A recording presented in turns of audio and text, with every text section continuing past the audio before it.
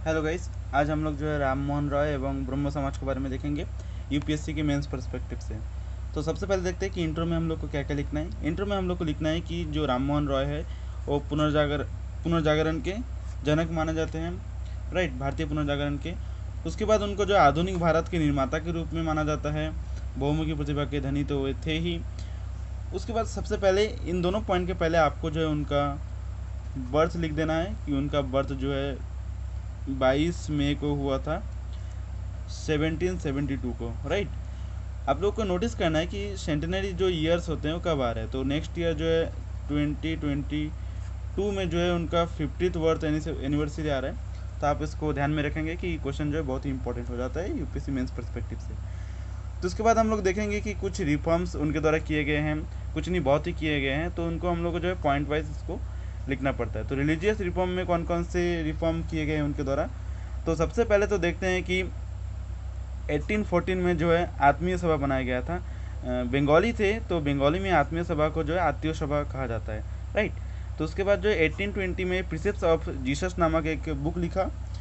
उस बुक में उन्होंने क्या किया कि जो इशूज़ लोगों के जो चमत्कारिक जो कहानियाँ था उनको उन्होंने पृथक कर दिया, और उसमें से उन्होंने क्या किया, उनके जो दार्शनिक संदेश थे उनको सबके सामने उजागर किए। उसके बाद उन्होंने इसी बुक में उन्होंने ईसाई धर्म के जो गलत जो रीति रिवाज है उनकी जो है बहुत ही निंदा की है, राइट। देन उसके बाद जो है उन्होंने 1821 में जो है ब्रह्मनिकल मैगज़ीन को उन्होंने एक किया था, पब्लिश किया था। फिर जो है मिरातुल अखबार 1822 में पब्लिश किया गया था। फ्रेंड्स, प्री पर्सपेक्टिव से आपको याद रखना है कि जो मिरातुल अखबार है वो फारसी लैंग्वेज का न्यूज़पेपर जो है उनके द्वारा पब्लिश किया जाता था, राइट। और फिर गिव टू मोनोलिथ, ये जो बुक है ये उनका फर्स्ट दार्शनिक कृति है रॉय का। और ये बुक भी जो है कौन से लैंग्वेज में लिखा गया था, ये बुक भी जो है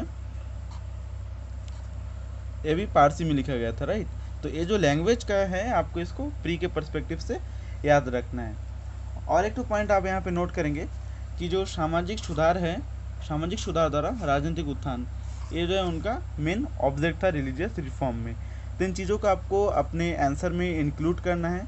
और अपने जो बुक है स्पेक्ट्रम उसमें भी कुछ पॉइंट्स हैं जो नहीं दिया हुआ है, आप उसको नोट कर लीजिए अपने बुक में।